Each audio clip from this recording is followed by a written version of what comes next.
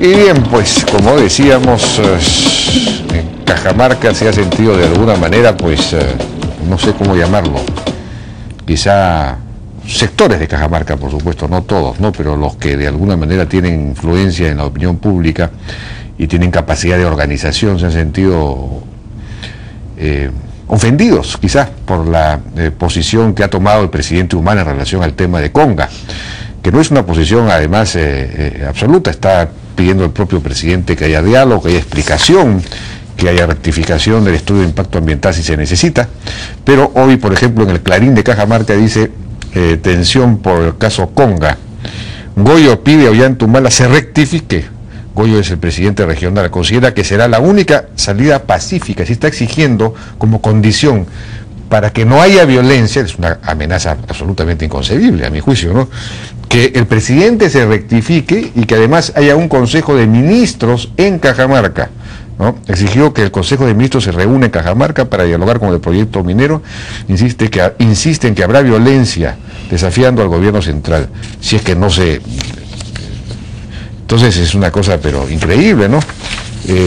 Unificarán la lucha de frentes de defensa. Los frentes de defensa se están uniendo incluso con el propio presidente regional. Había una lucha, una cierta, digamos, competencia entre el ex-emerretista Saavedra, que preside el Frente de Defensa, y el presidente de la región. Ahora parece que están juntando esfuerzos, en fin. Hay una serie... Gregorio Santos, la salida pacífica es que el presidente se rectifique nuevamente. El presidente regional exige que el Consejo de Ministros se reúne en Cajamarca, etc. Bueno, estamos con Cecilia Chacón, congresista de Fuerza 2011, congresista por Cajamarca, que sin embargo no puede viajar porque como secuela del accidente que tuvo, tiene prohibido ir a la sierra, ¿no? Sí, efectivamente. Jaime, ¿cómo estás? Lamentablemente las secuelas del accidente, si bien es cierto, van disminuyendo, todavía persisten. Y dentro de esas está justamente el tener prohibido viajar a lugares de altura, ¿no? Y Cajamarca, al encontrarse a casi 3.000 metros sobre el nivel del mar, entonces lamentablemente no puedo viajar, pero sigo haciendo mis funciones, recibiendo a las autoridades de aquí y apoyándolos desde Lima hasta que pueda, Dios mediante, espero pronto, empezar a ir nuevamente a mi región. Sí, pues, ¿no? Si no, Sí, bueno, ahora con internet también se puede ejercer esa función, pero de todos modos no es como estar en el sitio mismo. Así es. Ahora, ¿cuál es su opinión acerca de esto que está pasando ahora en Cajamarca? Ha habido una reacción muy fuerte, parecería haber una reacción, se están organizando para esta huelga del día 24, que dicho sea de paso, hay informaciones de que podría llegar a ser violenta, que estarían pensando en atacar las instalaciones de la mina, o podría ocurrir, ¿no?, que si es que esta organización realmente funciona.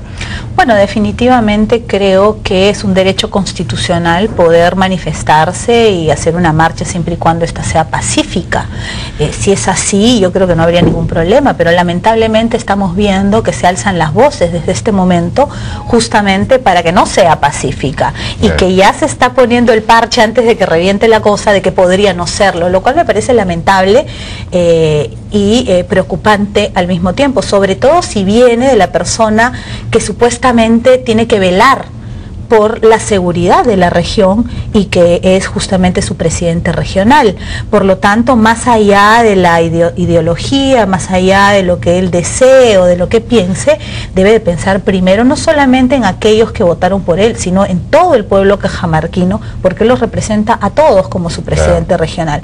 Por lo tanto, insisto, es lamentable que una autoridad de su nivel se ponga a arengar y se ponga a de alguna manera incitar a la violencia, ¿no? Porque una vez que se hacen las incitaciones, hemos visto en la realidad que luego no pueden controlar a las masas y se terminan lavando las manos porque dicen, no, yo no fui, sí, pero ¿quién incitó? Y ahí entramos nuevamente en la responsabilidad que tienen los incitadores en este tipo de eventos, ¿no? Así que yo espero realmente de que si hay algún tipo de manifestación formal, legal, etcétera, y constitucional como un derecho que tienen los peruanos, esta sea obviamente ordenada, pacífica, donde puedan ser escuchados, pero al mismo tiempo, Jaime, donde se puedan sentar a dialogar, a conversar con tolerancia, pero sobre todo con una real idea o deseo de que las cosas se arreglen. Porque si no partimos de que queremos llegar a un punto medio donde el deseo de todos quienes nos sentamos a la mesa sea llegar a un acuerdo que beneficie a todos, entonces ¿para qué nos sentamos a conversar? Claro. Si es que ya sabemos desde un inicio que hay una posición radical que no va a cambiar de ninguna manera. Creo que quienes se sienten a dialogar tienen que hacerlo con una posición tolerante y ceder en algunos temas tanto de un lado como del otro, tanto el gobierno central como el gobierno regional y por supuesto la empresa, ¿no? El presidente Ollanta Humala ha sido claro, ha dicho de que ellos se van a preocupar por el agua y el oro, porque efectivamente el agua es un derecho que nadie niega, claro. y es una preocupación grande, no solamente en el país, sino en todo el mundo, y no solamente por el tema minero, sino en general. Pero si es que el problema es el agua, y se asegura el agua de una manera, no solamente en tema de cantidad y calidad, sino que esto no va a originar un cambio en el sistema, creo que debería de ser algo positivo, porque no olvidemos que de alguna manera para poder hablar de inclusión tenemos que hablar justamente de generación de empleo, porque no hay mayor inclusión que la generación de empleo, y al mismo tiempo apostar por aquellas inversiones que obviamente respeten el medio ambiente y respeten toda la legislación vigente, ¿no? Pero, por ejemplo, en esa misma línea el defensor del pueblo hoy día, Eduardo Vega Luna, ha señalado que ha recomendado, es decir, ha señalado que la Defensoría del Pueblo recomienda la apertura inmediata de un espacio de diálogo y entendimiento, donde se exponga con argumentos técnicos los alcances del estudio de impacto ambiental de Conga, y que este diálogo debería nutrirse, dice, de los informes que se encuentran elaborando el Ministerio del Ambiente y en el propio Gobierno Regional de Cajamarca.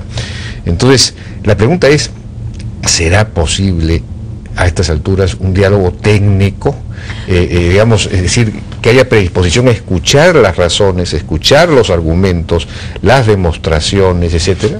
Si es que el deseo es de que se encuentre un problema y que beneficie a la mayor cantidad de personas dentro de Cajamarca y del país, debería de ser posible un diálogo. Y un poco a lo que iba. Si la intención no es esa, sino otra, entonces va a ser mucho más difícil. Ahora, yo puedo entender, Jaime, el sentimiento de aquellos que votaron por Ollanta Humala en una primera vuelta y que creyeron en su gran transformación, porque al final ellos votaron por ese plan de gobierno. Luego él cambió a la hoja de ruta y hemos tenido un momento en que no sabíamos si se iba a ir hacia la gran transformación o hacia la hoja de ruta. Creo que es positivo que esté tomando las decisiones que está tomando, pero puedo entender perfectamente la frustración de aquellos que creyeron que iba a ir por otro camino y que ahora se sienten traicionados. Se sienten traicionados por una persona que para ellos iba a hacer las cosas completamente diferentes y ven en la realidad que no va a ser así. De acuerdo. Ahora, claro, aparentemente Yanacocha tiene anticuerpos en Cajamarca, ¿no? Esta empresa. Claro, es una empresa muy grande que en el pasado debe haber cometido digamos, algunas afectaciones, me imagino, al ambiente, algo debe haber pasado. Entonces hay una predisposición, por lo menos en ciertos sectores, pero de todos modos hay muchos otros sectores que dependen incluso directamente de la mina o indirectamente. Entonces hay una economía que ha crecido en Cajamarca gracias a la presencia de Yanacocha. Pero ¿cómo manejar esta situación tan complicada? La población del área de influencia está de acuerdo con el proyecto, luego un estudio, pero otras poblaciones no. Entonces es una cosa bien difícil de manejar. Es una cosa complicada definitivamente, y el presidente Ollanta Humala, más allá del discurso, tendrá que aterrizar justamente todo lo dicho. Creo que el apostar por una mayor fiscalización, un mayor control que genere mayor confianza en las poblaciones es fundamental, porque aquí estamos ante una crisis de confianza. Se hacen estudios de impacto ambiental, por más técnicos que sea, por más que hayan sido hechos por buenos especialistas y haya sido aprobado también por buenos especialistas, la población dice que no Si es que son elaborados por el gobierno regional, hay parte de la población que tampoco le cree y la empresa tampoco le cree. Si están elaborados, entonces aquí lo que hay, creo yo, es una crisis de confianza que hay que superar. Mientras las poblaciones, en general, no hablemos de un tema específico, si es que en general la población no confía en el Estado, que tiene el deber de fiscalizar y sancionar drásticamente cualquier incumplimiento, no solamente en temas ambientales, que es básico, sino también en temas laborales, en temas tributarios, etcétera, etcétera. Entonces van a seguir habiendo estos focos de conflicto justamente por esta falta de confianza. En el Congreso anterior, cuando era presidente de la comisión, el congresista Santiago Fujimori, aprobamos que de alguna manera, como el Ministerio de Energía y Minas es quien, como uno de sus funciones, es fomentar la minería, es de alguna manera propiciar para que hayan más inversiones, etcétera, en beneficio del país. Entonces, Osinermin, que era quien fiscalizaba a las empresas mineras, estaba dentro del ministerio y por lo tanto no había esa confianza, porque no podía ser juez y parte. Se cambió la norma y Osinermin salió. Ahora se está hablando de que sea el Ministerio del Ambiente quien fiscalice y quien, más bien, perdón, no fiscalice, sino quienes se encarguen de aprobar los estudios de impacto ambiental. Yo creo que es positivo, porque una vez más se presenta el mismo que hubo en Osinermin. El Ministerio del Ambiente puede revisar, y de hecho, según se nos informa, el Ministerio del Ambiente hace un año que tiene el estudio de impacto ambiental de Conga para revisarlo. Aparentemente no lo ha revisado, no ha tenido tiempo, no ha podido, no sé qué ha pasado. Recién ahora lo está haciendo, ¿no? Bueno, yo tengo entendido que así es, tengo entendido que la intención, como lo dijo el presidente Ollanta el día de su discurso, es que justamente no solamente lo revise, sino que quien se encargue de dar la aprobación de los estudios de impacto ambiental sea justamente el Ministerio del Ambiente, porque entramos nuevamente al tema de cómo puede ser promotor y a la vez fiscalizador. Pero ni siquiera es promotor el Ministerio, el Ministerio es promotor en el sentido hacia afuera del país, así es. Pero no es promotor internamente, es decir, ¿acaso promueve el Ministerio? No está presente, así es, pero no promueve ante las poblaciones. No, efectivamente, pero está dentro de alguna de las funciones escritas y por lo tanto puede llevar a un sentimiento de poca confianza y así como se hizo con Osinermin en el Congreso pasado, creo que podría ser positivo. No solamente eso, sino ha dicho, y creo que también es positivo el presidente Ollanta, de que él pondrá la misma cantidad adicional que ponga la empresa para ampliar de alguna manera su zona de influencia y poder hacer muchas mayores obras que impacten positivamente a la población.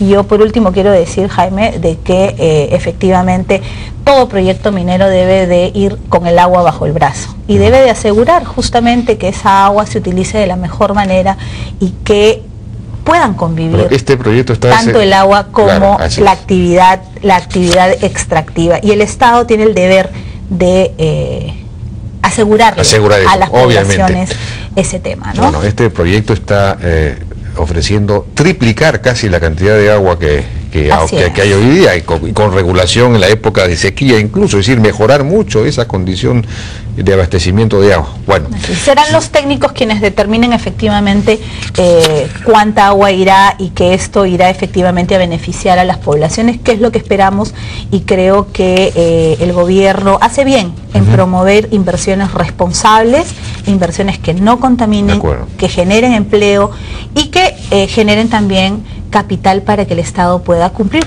sus promesas. Sus promesas, sí, efectivamente, hacer más infraestructura, aumentar los sueldos, en fin. Cecilia Chacón, muchas gracias por su participación.